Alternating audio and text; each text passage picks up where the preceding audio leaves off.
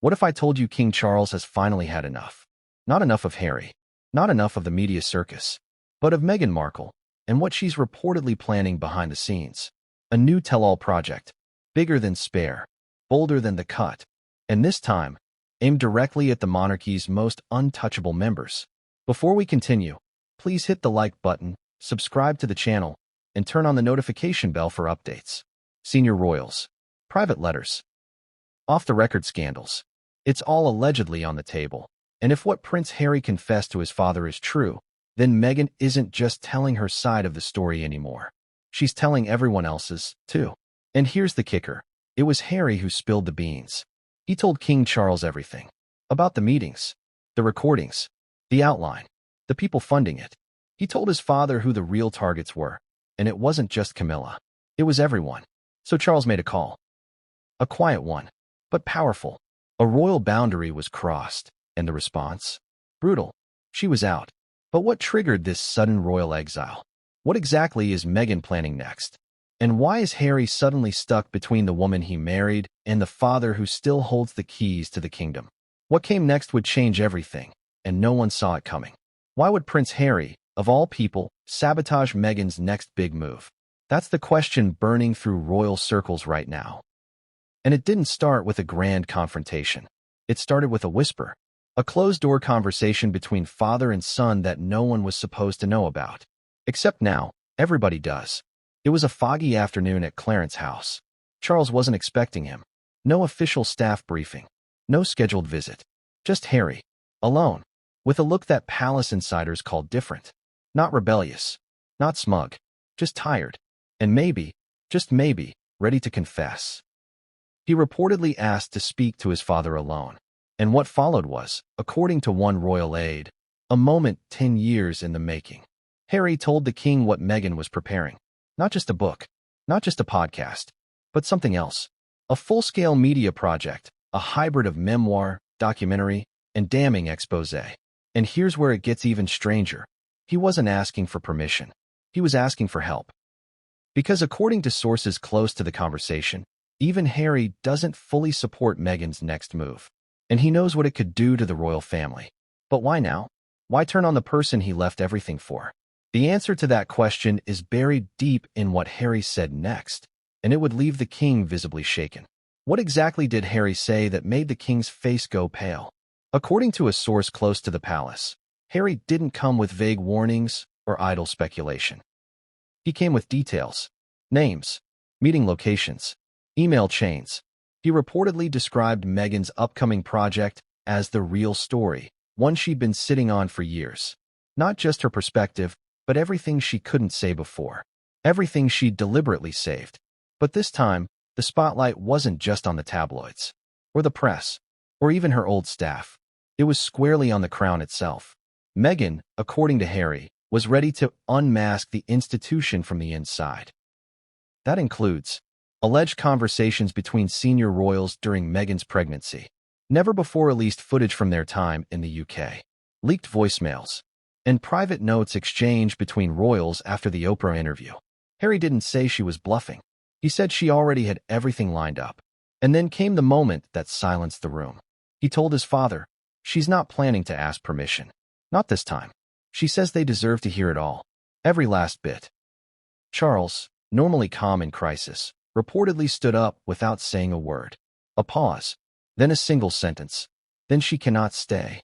But the consequences of that decision, the backlash, the fallout, and Meghan's response, would ignite a royal firestorm. And it was only just beginning. But what kind of project could be so dangerous that even King Charles would risk a family implosion just to stop it? Let's rewind. For the past 6 months, Meghan has been quietly laying the groundwork. While headlines focused on Harry's memoir and their Netflix appearances, she was, according to insiders, planning something else entirely, something even more personal. A multi-format project not backed by Netflix, but potentially bankrolled by a private investor. One who reportedly told her, "You've got a story no one else can tell, and I want the world to hear it." That story, it's not just about racism or royal protocols. It's about power, control, betrayal, but most damning of all, it reportedly names names. Charles, Camilla, and And yes, even William and Kate. There's speculation the content includes voice notes Meghan recorded years ago, raw footage from before their royal exit, and excerpts from diary entries she never meant to share until now. And here's the wildest part. She's not calling it a revenge piece. She's calling it clarity. According to Harry, Meghan believes this is her legacy, not just a response, a reckoning. She wants to finish what we started, Harry allegedly told his father. She thinks it's her turn to speak. Fully. Unfiltered. And that's when the real panic began inside the palace. Because the last time Meghan spoke her truth, it nearly broke the firm. This time, she's promising there will be no filter. But what Charles did next would blindside even Harry and push Meghan to her most dangerous move yet. Why would King Charles take such a drastic step before the project was even released? Because this time, the threat wasn't just reputational. It was existential. The monarchy has survived wars, divorces, even abdications. But it's never faced a direct, modern-day challenge from someone who once held an HRH title, someone who lived behind the gates, who shook hands with heads of state, and who now claims to know what really goes on when the cameras stop rolling. And Charles knew. Once it was out, there was no taking it back. So, in a move insiders are calling unprecedented, the king gave the order to cut ties. Not publicly, not officially, but operationally. Security access, revoked. Royal residences, off limits. Staff coordination, shut down. In private circles, they called it the quiet exile. And it wasn't just Meghan who felt it. Harry did too. Because here's the kicker. By confessing what Meghan was planning, Harry may have hoped to protect his family, to buy time, to prevent all-out war. Instead, he triggered the very thing Meghan feared most, rejection. From the top. Some say he thought Charles would negotiate. Others say he knew exactly what would happen. Either way, the decision was made. Meghan Markle, once Duchess of Sussex, was no longer welcome on royal ground. But how did she respond when the news hit her desk in California? What she did next was bold, calculating, and, to the palace, borderline threatening. What really happened inside Clarence's house that day? Forget the polished press releases. Forget the forced smiles during walkabouts. This was not a moment for royal pageantry. It was raw, quiet, and absolutely seismic. Prince Harry arrived without warning. No motorcade. No paparazzi. Just a blacked-out vehicle, a security driver, and a single royal aide who looked like he'd seen a ghost when Harry walked through the front gates, alone. Why did he come this way? Because what he had to say couldn't be said over the phone. He wasn't wearing a suit. No military medals. Just a navy jumper, jeans, and the look of a man who hadn't slept properly in days. A far cry from the polished Duke of Sussex the world once knew. When he entered the private library, where Charles often reads his briefing memos in solitude, the king reportedly raised an eyebrow. Not in suspicion, but in concern. There was no hello, pa, no embrace, just silence. And then Harry reportedly said something that made the king put down his pen and stop mid-sentence. I think Meghan's going to do it. Charles didn't respond. He didn't need to. He already knew what it meant. A project. A bombshell. The kind of tell-all that makes the Oprah interview look like a gentle warm-up. But the part that shook him? The way Harry said it. Not with anger. Not with outrage. But with resignation. Because for the first time, Harry wasn't defending Meghan. He was warning the crown. She says she's been silenced for too long, Harry continued. And this time, she's not going to stop for anyone. Not me. Not you. Not even the kids. Charles, normally composed even in the worst of political briefings, went dead quiet. The words hung in the air. According to an insider who was briefed afterward, Charles simply asked, "How far is she willing to go?" Harry's answer? As far as she has to. It was the kind of line that forces a monarch to make a choice, not as a father, but as a sovereign. That's when Harry, reportedly with shaking hands, reached into his coat and pulled out a single folder. No official seal. No tabs. Just one word on the cover. Archive. He slid it across the desk. Charles looked at it. Then back at Harry. What is this? She's already started filming, Harry replied. This is just what I've seen. Inside were notes, outlines, possible chapters, an episode list, and names. Too many names. High-ranking staff. Extended family. William. Kate. Anne. Even the Archbishop of Canterbury. All with bullet points beside them. Things they said. Private things.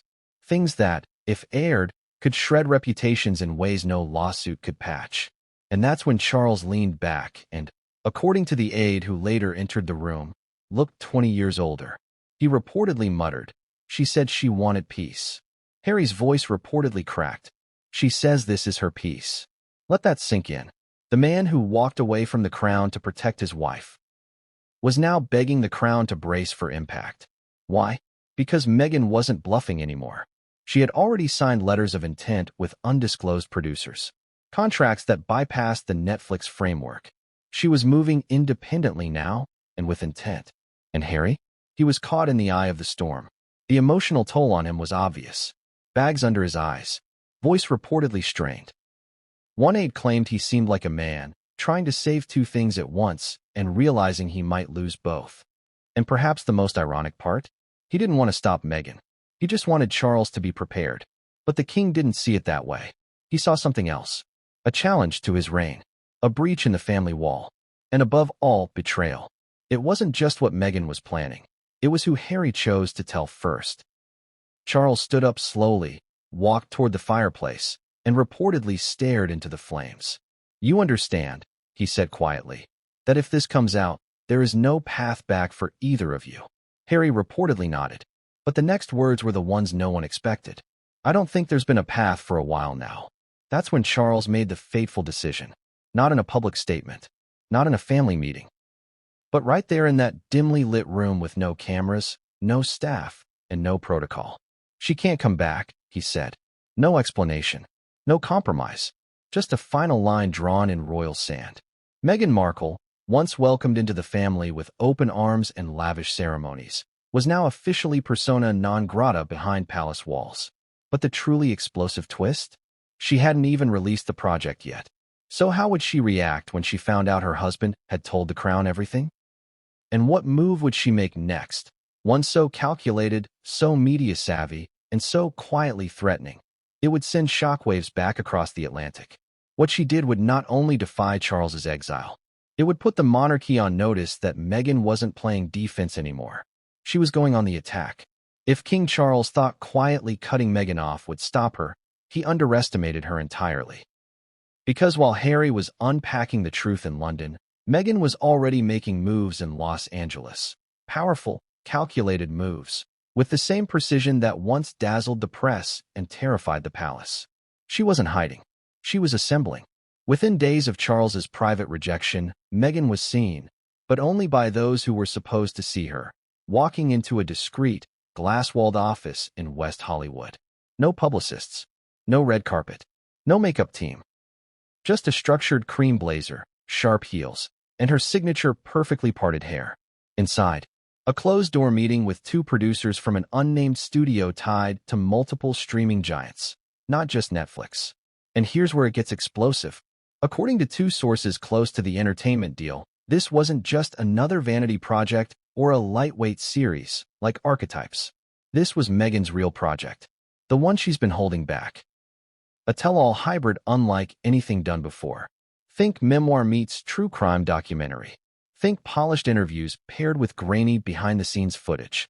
Think high production value layered with low blows, old wounds, and real names. And this time, there's no palace partnership to moderate the narrative. No royal advisors combing through drafts. No Buckingham backchannels trying to soften the blow.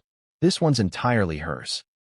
One producer reportedly called it a loaded gun disguised as a love letter. Let that settle for a second. So why now? Because Meghan feels something she hasn't felt in years. Finality. No more limbo. No more waiting to be invited back in. She's been cut out, and now she's cutting loose. But here's where the contradiction twists. Despite the whispers of revenge, Meghan isn't calling it a hit piece. She's calling it a reckoning. A reckoning of identity, injustice, and what she calls the toxic choreography of the crown. And she's not doing it alone. Insiders say she's in talks with former palace staffers. Not just her own, but some with ties to Princess Diana's era. People who know how the game is played, and more importantly, how it's rigged. One producer reportedly told a confidant, "This isn't about tea. This is about truth." And she's naming names. What's even more chilling? She's holding back some of the worst parts, on purpose. not out of mercy, but for leverage. Because if the monarchy tries to block the project, the implication is clear: she has more, and she's ready to use it. A senior royal aide, speaking off record, described the situation as one of the most delicate media threats to the firm since Diana's Panorama interview. And if you think Meghan's stopping at documentaries, think again. There are whispers of a book companion, not a memoir, a manual, a first-hand account of how an outsider is treated when they marry into power and challenge tradition. But here's the twist that no one expected. Meghan's not planning to drop it all at once. She's structuring the project like a campaign. Phase 1, controlled leaks.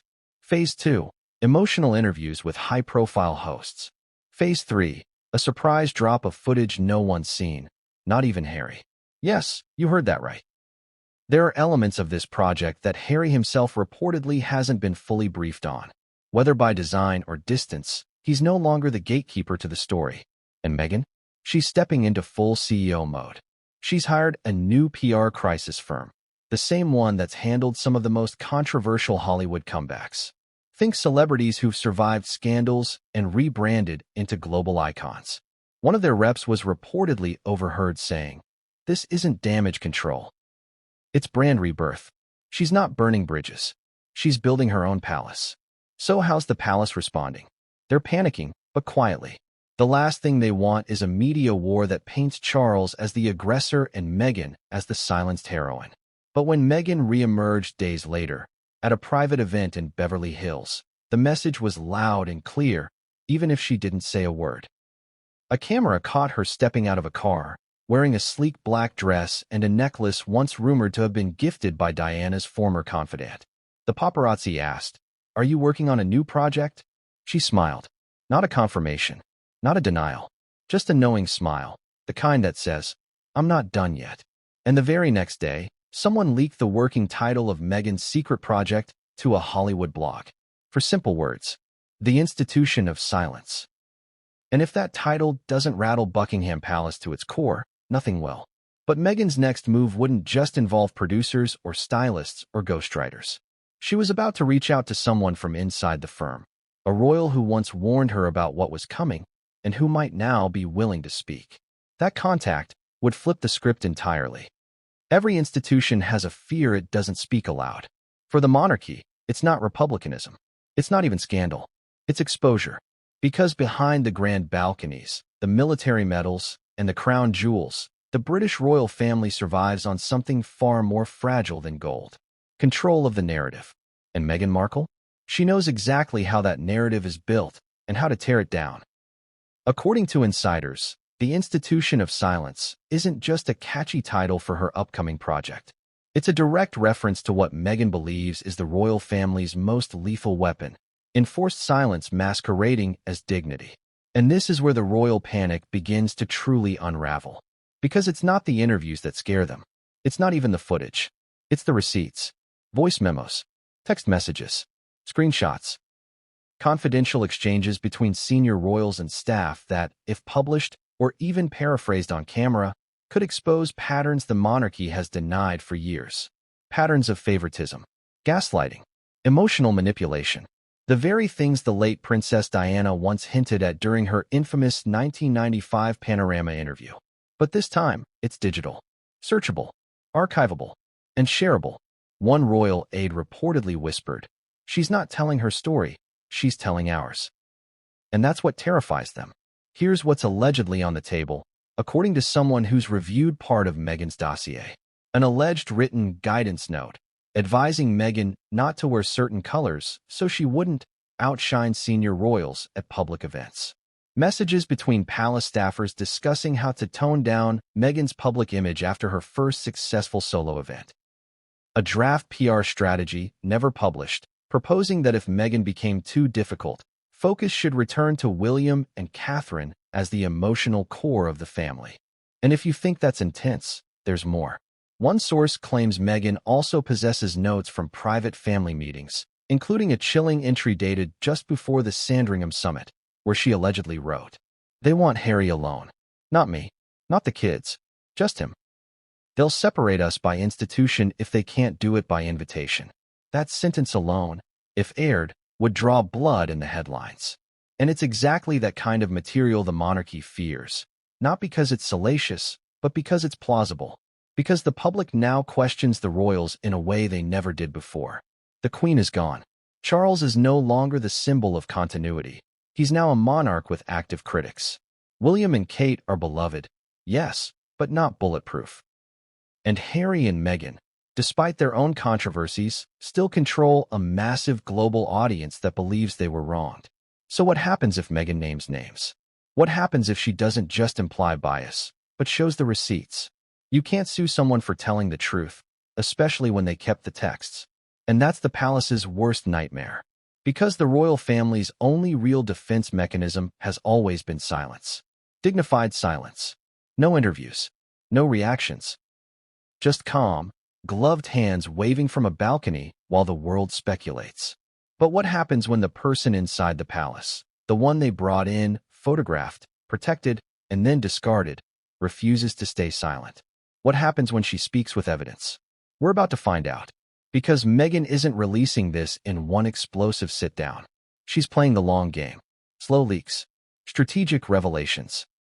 Emotional appeals timed perfectly with royal events, so that her voice drowns out their tradition. And the royals? They're scrambling behind closed doors. Crisis meetings have allegedly been held. Not one, not two, but 3 separate war room sessions involving top comm staff, legal consultants, and even members of parliament with royal connections. Their mission? Minimize damage. Prepare counter-narratives. And most importantly, figure out what Meghan still has. But the truth? They don't know. Because only 2 people have seen the full contents of Meghan's project. Meghan herself and the mysterious creative consultant she recently hired. A former investigative journalist with a reputation for dismantling public figures through storytelling. Not exactly the hire you make if you're trying to play nice. And here's the kicker. Despite Harry's warning, the palace still has no legal way to stop her, unless they're willing to go to court. A public battle that could expose even more. So they're doing what they've always done. Waiting, watching, wishing the public would lose interest.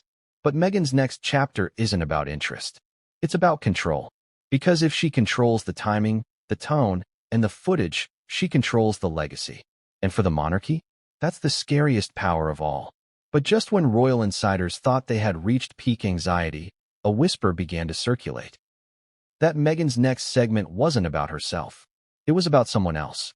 Someone whose name has been kept off limits for decades. And if Meghan really dares to say what some suspect she will, it could blow open a chapter of royal history the firm has tried to bury for years. Every monarch has a moment where the weight of the crown becomes too much to bear. For King Charles, that moment didn't arrive in the form of a scandalous tabloid headline. It didn't come after Harry's memoir or the Netflix docuseries. It came quietly, behind stone walls, in a single envelope delivered to his personal desk. Inside, a private memo. Brief, terse, and devastating. The subject line? Markle production, preliminary drafts, high-risk assessment. Prepared by one of the palace's most discreet crisis consultants, the memo laid out everything they knew and didn't know about Meghan's upcoming project. But it was the last paragraph that shattered Charles's composure. Subject intends to reference historical private communications involving senior royals. Legal recourse limited. Media trajectory likely to favor subject's narrative. Estimated impact. Reputational, constitutional, generational. Generational. That word echoed like thunder. Because for Charles, this wasn't just about preserving his reign. It was about the future of the monarchy, the crown, the entire Windsor brand. And that's when something in him finally snapped. The man who had waited over 70 years to become king, who had endured Diana's death, Camilla's scorn, the Queen's impossible legacy, and the press's brutal scrutiny, finally looked at the one decision no monarch ever wants to make. Cutting off family, not for scandal, but for survival. According to an aide who spoke under strict anonymity, Charles turned to his senior advisors after reading the memo and said, "She's forcing our hand. This isn't a family matter anymore. It's a constitutional threat." It wasn't said with anger. It was said with resolve. And it would mark the first time in his reign that Charles acted not as a father, or a grandfather, or even a grieving widower trying to modernize the monarchy, but as a king in crisis. Camilla, often portrayed in public as a soft-spoken consort, reportedly took a far harder stance behind the scenes. She's crossed every line, Camilla told a private group of royal advisors. Let her publish, but she will not set foot on this ground again. And the steely, uncompromising Princess Royal reportedly agreed.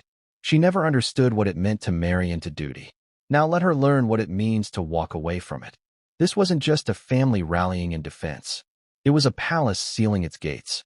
One of Charles's closest staffers was given the direct order: initiate separation protocol. Strip access. Halt all communications. In royal language, that means no more email correspondence from the palace. No private transportation arrangements authorized. No inclusion in family scheduling, Commonwealth events, or even coronation anniversaries. Meghan was unofficially excommunicated. There would be no press release, no public statement, only silence, and the unmistakable message: you are no longer one of us. But Harry? He was still in the gray zone. And that's what complicated everything. Because Charles wasn't just trying to sever ties with Meghan.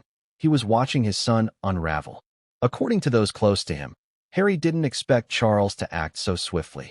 He thought the king might delay, discuss, de-escalate. Instead, Charles made his move like a sovereign at war. One palace aide put it like this: Harry lit the match. Charles burned the bridge. And yet, even after the decision, Charles wasn't calm. He wasn't triumphant. He was devastated. At dinner that evening, he barely touched his food. Camilla tried to make light conversation. He didn't respond. He reportedly said just one thing before leaving the room: I can't believe it's come to this. But she left me no choice. Let that sink in.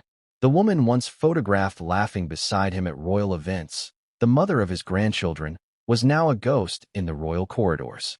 And she hadn't even released a single frame yet. But Charles wasn't the only one feeling the heat. Because just hours after Meghan caught wind of her quiet exile, she made a call to a producer. Not to cancel, to escalate. According to industry whispers, Meghan approved a new segment of her project that had previously been deemed too controversial to include. One that revisits a chapter the royal family hoped had been buried. A chapter involving Charles's own past. The one story the king has long feared might resurface in the wrong hands. And now, those hands are typing scripts, drafting edits, lining up voiceovers. Because Meghan isn't backing down. She's just getting started. But how did Harry react when he found out what Charles had done? Did he defend Meghan? Did he fight for her? Or did he finally realize there was no way back for either of them? What Harry said next, and who he said it to, would unravel everything the firm thought it understood about his loyalties. What do you do when the line between your wife and your bloodline snaps in two? Prince Harry didn't just walk into a crisis. He created one. And the cost? Far greater than he imagined. Just days after King Charles enacted what insiders now call the silent exile, the effective erasure of Meghan from royal access and communication, Harry vanished from the public eye. No appearances, no press, not even a birthday post for a family friend. Just silence. But he wasn't idle. According to a royal source close to the situation, Harry went dark because he needed time. Not to strategize, to think. Because for the first time since the Oprah interview, he was alone with the consequences. He had warned Charles. He had shared Meghan's plans. But what happened next? The swift shutdown, the access cut, the absolute freezing of Meghan from the royal fold, wasn't what he expected. And someone close to him claims he began to spiral. He reportedly told a longtime friend, I thought he'd hear me out. I didn't expect him to cut her off before she said a word. But the deeper truth came out not to a friend, not to a staffer, but to a neutral party. A family therapist Harry has been rumored to see since his return from the UK. What he reportedly confessed behind those closed doors stunned even them. According to a trusted insider, Harry said, I don't know if she loves the truth or the war. Let that sit for a second. Because if true, those words don't come from a man defending his wife. They come from a man questioning her. A man caught in a storm he once thought he understood, and now fears he helped unleash. The confession didn't stop there. Harry also allegedly admitted that there are parts of Meghan's project he hasn't read, seen, or approved. She said I didn't need to, that I already lived it. And in that line is the crack that threatens to shatter everything. Because it reveals something the palace never knew. and Meghan never publicly admitted. This new project isn't a co-authored story. It's hers. Entirely. No royal advisors. No Netflix handlers. And, now, no spousal oversight. It's Meghan's truth. On Meghan's terms. And that terrifies Harry. Why? Because of what she might say. What she might reveal. Not about Charles or William, but about him. Harry reportedly said to the therapist, "If I'm part of the story, I don't know how I come out of it. Is that paranoia? Or is it foresight?" Because the same woman who shared a global stage with him, who sat beside him during their bombshell Oprah confession, is now writing a narrative without him. And he's starting to wonder if he's become a character, not a co-creator. But there's something else. A second, even more intimate layer to the confession. According to our source, Harry admitted he sometimes thinks Meghan's not targeting the monarchy because of what they did. She's doing it because of what they didn't do. They didn't stop the press. They didn't shield her from gossip. They didn't hug her into the family the way Diana always imagined they might. And that absence, that vacuum of love, acceptance, and voice, is what Meghan's about to fill. With rage, Harry reportedly whispered, "This isn't justice anymore. It's fury, and I don't know where it ends." It's that uncertainty that's rattling insiders. Because Harry is no longer the fiery defender. He's the reluctant observer. The man who once set fire to the bridges, now watching to see what burns next. And here's where things twist again. Despite his doubts, despite his fear, he won't stop her. He's not calling off the project. He's not going to Charles to beg for another chance. Because even now, even in the middle of this royal storm, Harry still believes that Meghan's truth matters. That her voice matters. That the institution that crushed his mother is not beyond accountability. But he also knows it might cost him everything. And that conflict is eating him alive. So when asked point blank if he'd ever walk away from Meghan to protect the monarchy, Harry allegedly gave an answer that shook his confidant to the core. "I already chose her once. I can't unchoose her now. But I didn't choose this. So what now?" Harry has no palace to return to. No staff to lean on. No siblings texting support. He has a woman preparing to go nuclear, and a father preparing for the fallout. And the only person who might still hold the power to shift Meghan's path is Meghan herself. But someone else is creeping back into the frame. Someone Meghan once spoke to in hushed tones. A royal family member who tried, quietly, to warn her during her darkest moments inside the palace. And if Meghan reaches back out to that person now, everything could change.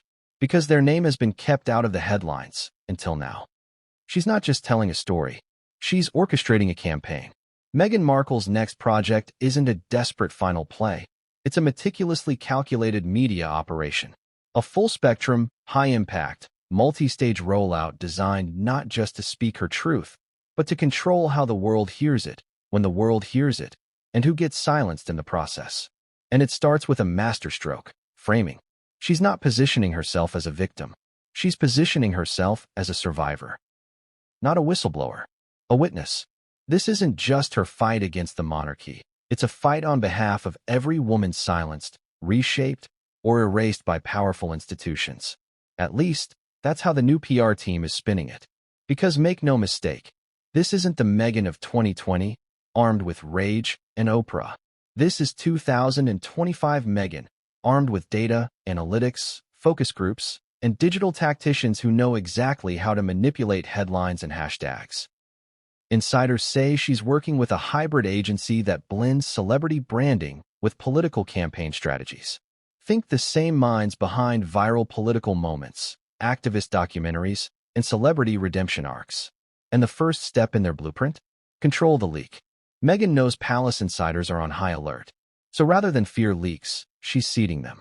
Strategically, in the last 4 weeks alone, for separate, anonymous sources leaked just enough to get headlines buzzing. Without revealing the core of the project. One mentioned a Netflix-adjacent docuseries. Another hinted at a never-before-seen confrontation with a senior royal. A third dropped the term institutional coercion. And a fourth simply said, "This one ends dynasties." Each leak fueled another cycle of speculation. Each headline drove a new wave of Google searches. And each whisper made Buckingham Palace squirm, without Meghan saying a single word. Brilliant, right? But that's just phase 1. Phase 2, emotional dominance. Sources say Meghan's planning a sit-down interview, not with Oprah, not with a royal biographer, but with a global female journalist known for trauma-informed interviews and feminist advocacy. Think soft lighting, a quiet room, no studio audience, just two women talking about motherhood, power, race, media, and emotional violence. The goal? Reframe the royal narrative from a constitutional crisis into a human one. No anger, just emotion, not vengeance, vindication. The kind that resonates in quiet tears, long pauses, and quotes that make you gasp and retweet. And she won't come empty-handed. Reports suggest Meghan will release private photographs, notes, and even journal entries as visual anchors to her story. A torn letter, a redacted email, a moment with Archie, backlit by a window, captioned, "They said he wouldn't be safe." It's emotional ammunition. And it's designed to bypass logic and punch the viewer straight in the gut. Then comes phase 3, the delayed drop. This is where things get surgical.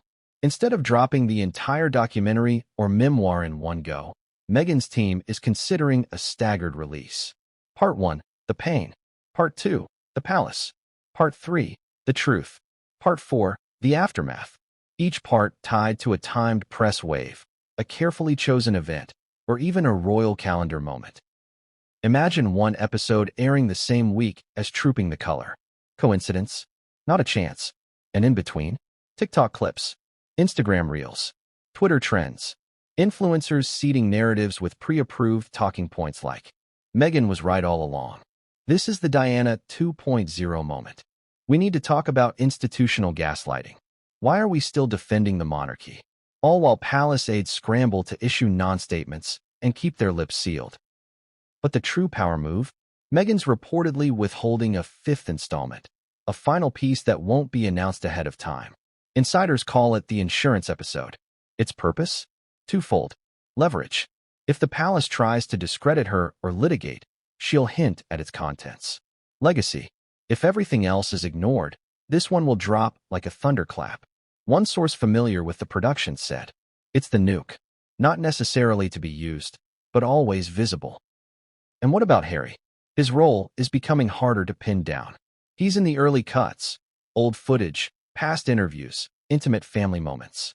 But in the most recent production sessions, Meghan reportedly told her team, "I want the message to stand even if I stand alone." A declaration of independence, or a subtle distancing. Either way, the media rollout won't include joint appearances. There's no plan for a Harry and Meghan tour. No Sussex co-branding. This time, it's just Meghan. And the final emotional note she's reportedly planning to end on? A direct address to her children.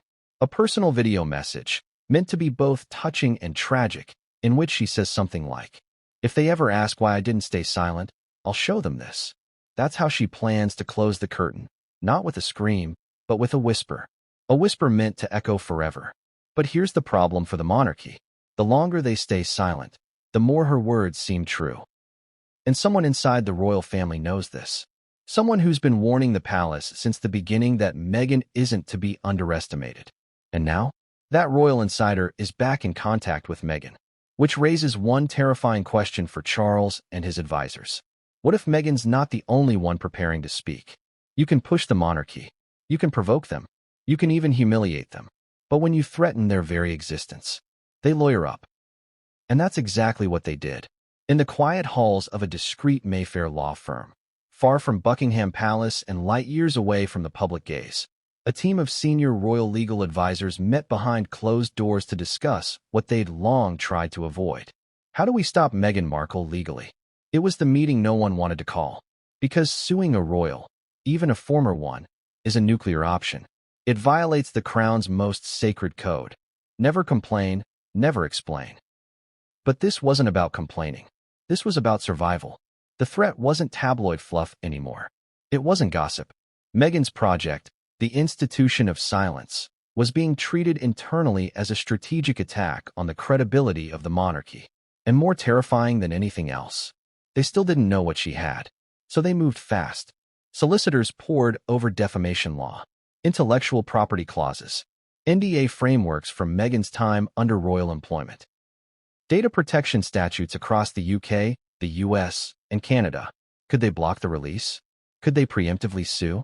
Could they send a chilling enough letter to stall the project without ever seeing a courtroom? The first salvo came days later. A confidential letter, signed by one of the most powerful legal names in Britain, was delivered to Meghan's production offices in Los Angeles. The language was surgical. Any publication of privileged communication, internal documentation, or defamatory characterization of named royal persons will trigger immediate legal remedy across multiple jurisdictions. Translation: we know what you're doing, and if you speak out of turn, we will bury you in lawsuits. But Meghan didn't panic. She anticipated this, and according to one source close to her legal team, she had already drafted a response before the palace's letter even arrived. It was brief and bold. 3 words: bring it on. Because Meghan knows something the palace doesn't want to admit. The monarchy can't afford to go to court. Why? Because discovery. A lawsuit would require the royals to open their books, their emails, their internal communication protocols, their decision-making processes.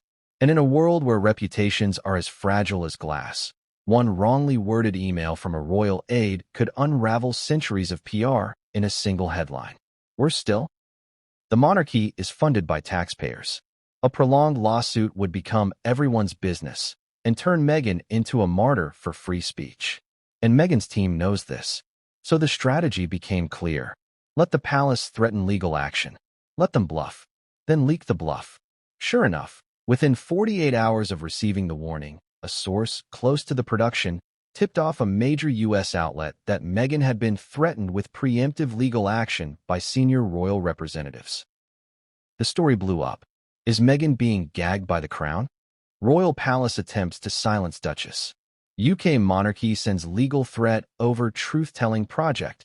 In one swoop, Meghan flipped the script from aggressor to target. And suddenly, the palace's legal team found themselves cornered. Because now, not suing looked like guilt. But suing would be catastrophic. So what did they do? They went a plan B. Discredit the source. Royal allies began feeding the press with curated leaks. Meghan's project is sensationalized fiction. She's misremembering events. Some documents are forged or taken out of context. One royal insider even said, she's rewriting history, and history won't be kind in return. It was a smear campaign. Deliberate, controlled, and cold. But Meghan didn't blink. In fact, she welcomed it. Because every article questioning her credibility just created more curiosity about what she was about to release. She wasn't fighting a legal war. She was fighting a media one, and she was winning. Even worse for the firm, she had allies. Behind the scenes, multiple journalists, many of whom once feared losing palace access, began reaching out to Meghan's camp for exclusive previews. Why? Because the legal threat told them there was blood in the water. And journalists always chase blood. And then came the final twist. Meghan's attorney, the same one who represented her against the Mail on Sunday, released a statement. My client will not be intimidated into silence. Any suggestion that her forthcoming project contains falsehoods is not only defamatory, it's legally actionable. She has receipts. She has recordings. She has the right to speak. Boom. Now the tables had turned. The monarchy threatened legal action. Meghan threatened back. And the public? They weren't sure who to believe anymore. But someone inside the palace was, and still is, deeply unsettled. Because they know Meghan's not bluffing. She does have recordings. She does have memos. And one of those recordings allegedly includes a conversation that took place in Balmoral, involving 2 very senior royals, discussing Archie, in terms that could reignite global outrage. If that footage exists, and Meghan chooses to release it, it won't just hurt the crown. It could collapse trust in the monarchy itself. And now, the only thing standing between the monarchy and that collapse is time, because the project will drop. And Meghan's not delaying it for legal fear. She's delaying it for maximum impact. But when exactly? The answer lies in a date circled in red on Meghan's internal production calendar. A date that perfectly coincides with a major royal event. One where the cameras will already be watching, and the world will be waiting. Silence is a powerful weapon, especially when it's deliberate. And no 2 royals wield it better than William and Kate. Through divorce scandals, Megxit mayhem, and funeral tensions, the Prince and Princess of Wales have remained frozen in the public's mind as calm, composed, and above the drama. But inside Kensington Palace, they're not silent because they don't know what's happening. They're silent because they know exactly what's coming. According to two well-placed palace sources, William and Kate have been fully briefed on Meghan's upcoming project, not just its existence, but the contents. And they are furious. Not loud, table-slamming furious. Quiet, glacial, mask-perfect furious. Because according to early internal intelligence, Meghan's project doesn't just target the crown as an institution. It targets them. Individually. Personally. And worst of all, emotionally. It's not the accusation of racism that worries William. It's the subtle, surgical implication that he abandoned his brother. That he chose the firm over family. Tradition over compassion. Optics over empathy. And Kate? Her private image, England's Golden Duchess, the smiling, stoic mother of future kings, could be recast as cold, performative, even complicit. How? Because of what Meghan reportedly plans to say. That behind the smiles and photo ops, there were warnings. Private texts. Whispers. Glances exchanged at events. Moments that, in hindsight, Meghan says were code for "you don't belong here."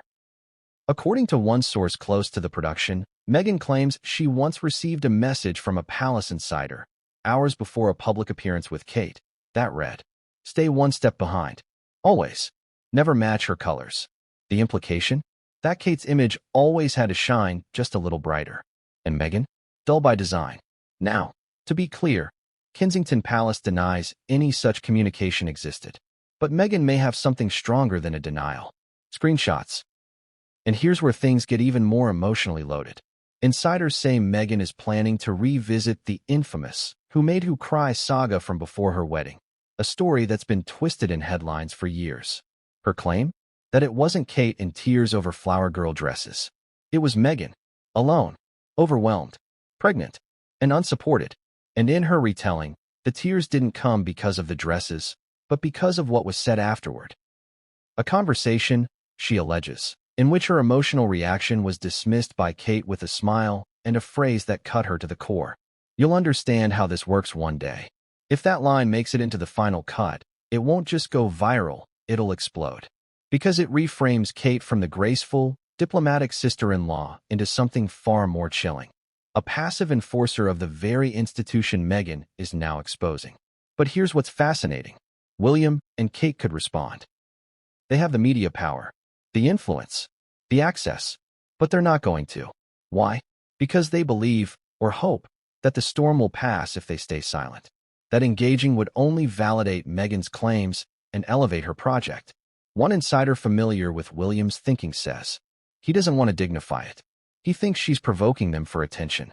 Kate, reportedly, is less calm, while she's maintained a flawless public presence. Smiling at school drop-offs, dazzling at diplomatic events. Aides say she's under more stress than she's shown in years. The pressure is mounting. And it's not just media scrutiny. It's family tension. Because behind closed doors, sources say she and William have disagreed about how far they should let this go before responding. Kate, they say, believes a line has been crossed. She reportedly told a senior aide, "There's silence, and then there's surrender. I won't be accused forever while we pretend it never happened." But William? He still believes that time favors the crown. That endurance is the royal advantage. And maybe he's right. But here's where the palace gets blindsided again. Because Meghan's team isn't relying on the public to pick sides. They're engineering moments to force comparisons. In one section of the documentary, sources say, Meghan draws a chilling parallel between her treatment and Princess Diana's final years.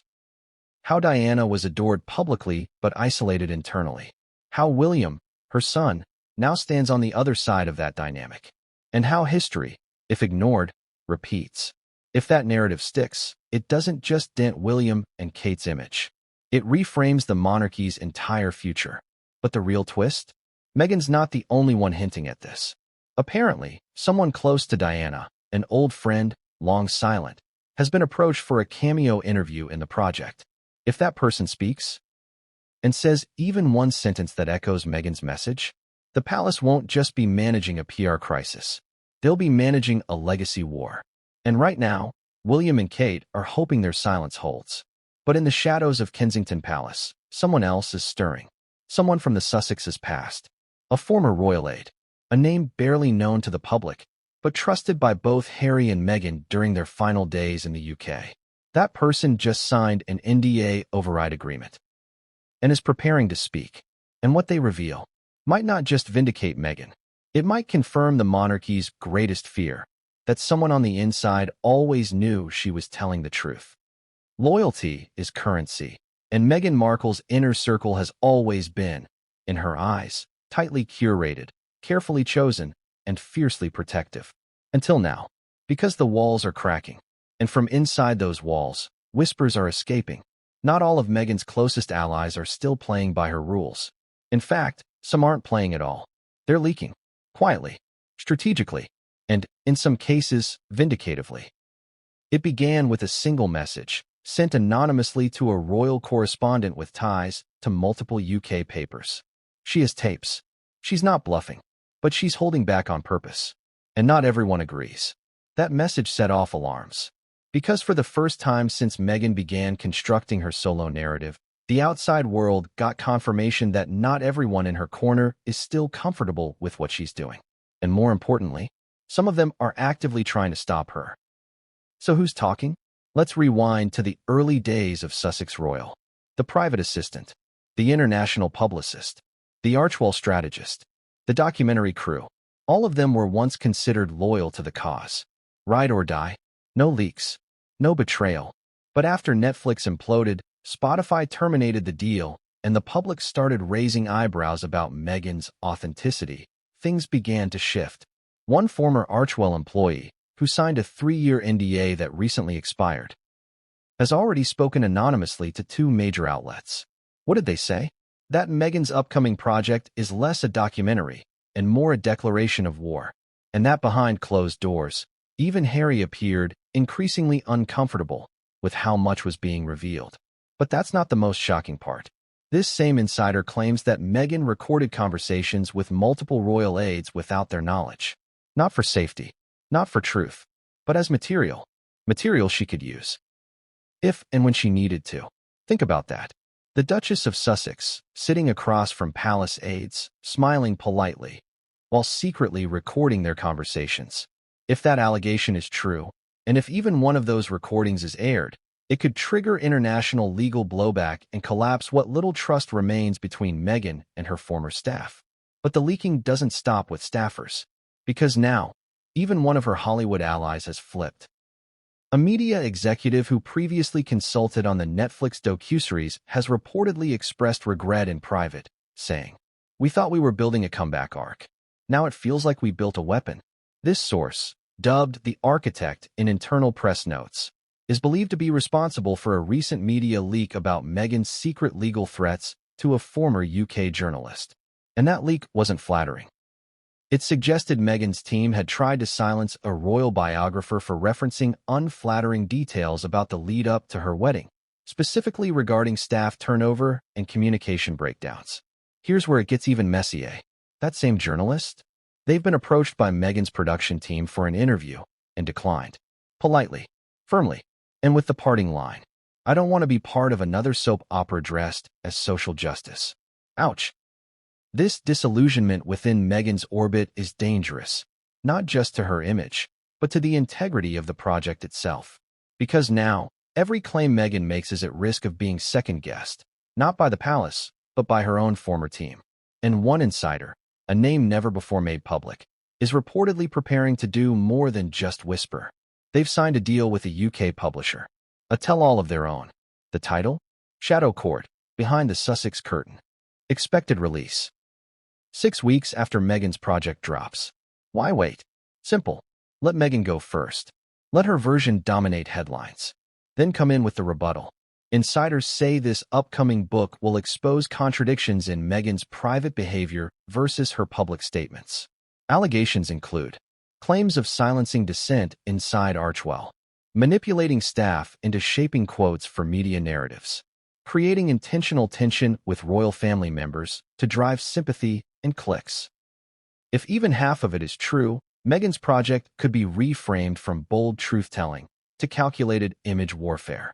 But the most explosive accusation? that Meghan crossed the line with one specific recording. A recording, this source says, that involves a minor royal figure.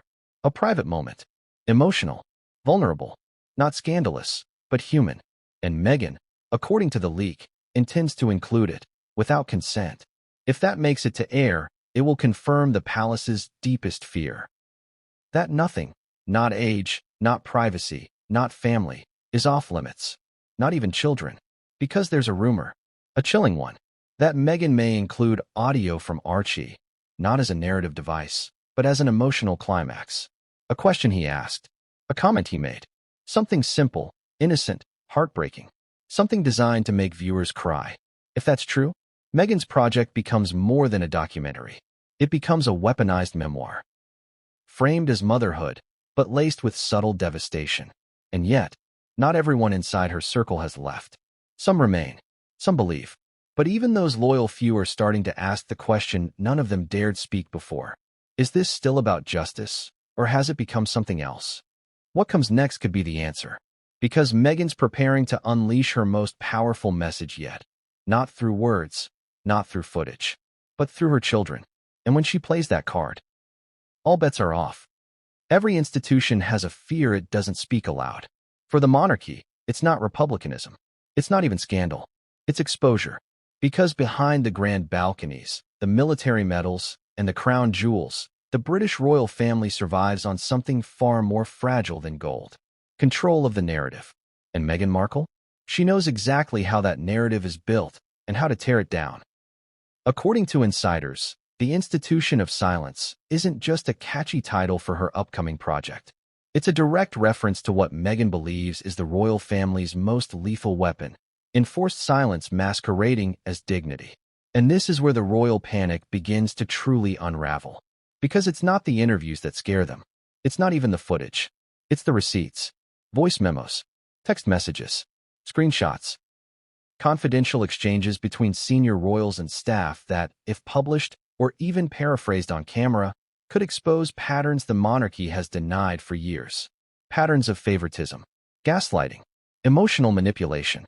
The very things the late Princess Diana once hinted at during her infamous 1995 Panorama interview. But this time, it's digital, searchable, archivable, and shareable. One royal aide reportedly whispered, "She's not telling her story, she's telling ours." And that's what terrifies them. Here's what's allegedly on the table, according to someone who's reviewed part of Meghan's dossier. An alleged written guidance note, advising Meghan not to wear certain colors so she wouldn't outshine senior royals at public events. Messages between palace staffers discussing how to tone down Meghan's public image after her first successful solo event.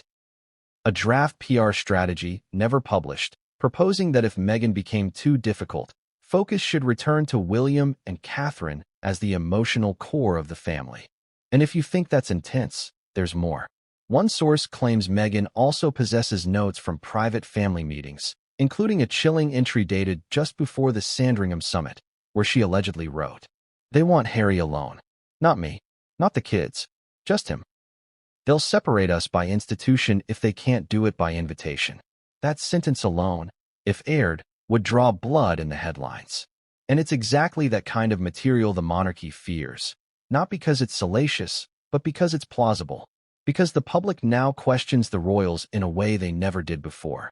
The Queen is gone. Charles is no longer the symbol of continuity. He's now a monarch with active critics. William and Kate are beloved, yes, but not bulletproof. And Harry and Meghan, despite their own controversies, still control a massive global audience that believes they were wronged. So what happens if Meghan names names? What happens if she doesn't just imply bias, but shows the receipts? You can't sue someone for telling the truth, especially when they kept the texts. And that's the palace's worst nightmare. Because the royal family's only real defense mechanism has always been silence. Dignified silence. No interviews. No reactions. Just calm, gloved hands waving from a balcony while the world speculates. But what happens when the person inside the palace, the one they brought in, photographed, protected, and then discarded, refuses to stay silent? What happens when she speaks with evidence? We're about to find out. Because Meghan isn't releasing this in one explosive sit-down. She's playing the long game. Slow leaks. Strategic revelations. Emotional appeals timed perfectly with royal events, so that her voice drowns out their tradition. And the royals? They're scrambling behind closed doors. Crisis meetings have allegedly been held. Not one, not two, but three separate war room sessions involving top comm staff, legal consultants, and even members of parliament with royal connections. Their mission? Minimize damage, prepare counter-narratives, and most importantly, figure out what Meghan still has. But the truth? They don't know, because only two people have seen the full contents of Meghan's project. Meghan herself and the mysterious creative consultant she recently hired, a former investigative journalist with a reputation for dismantling public figures through storytelling. Not exactly the hire you make if you're trying to play nice. And here's the kicker. Despite Harry's warning, the palace still has no legal way to stop her, unless they're willing to go to court. A public battle that could